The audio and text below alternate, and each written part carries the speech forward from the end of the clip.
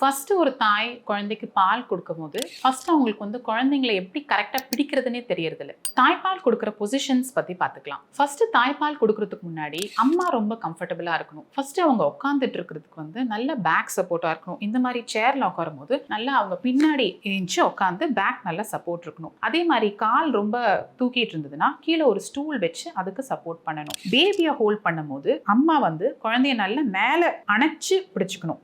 குழந்தையோட வயிறும் அம்மாவோட வயிறும் ஒன்றா இருக்கணும். குழந்தை அம்மா பக்கம் நல்லா திரும்பி இருக்கணும். குழந்தையோட வாய் அம்மாவோட நிப்பில் ஃபேஸ் பண்ணிட்டு இருக்கணும்.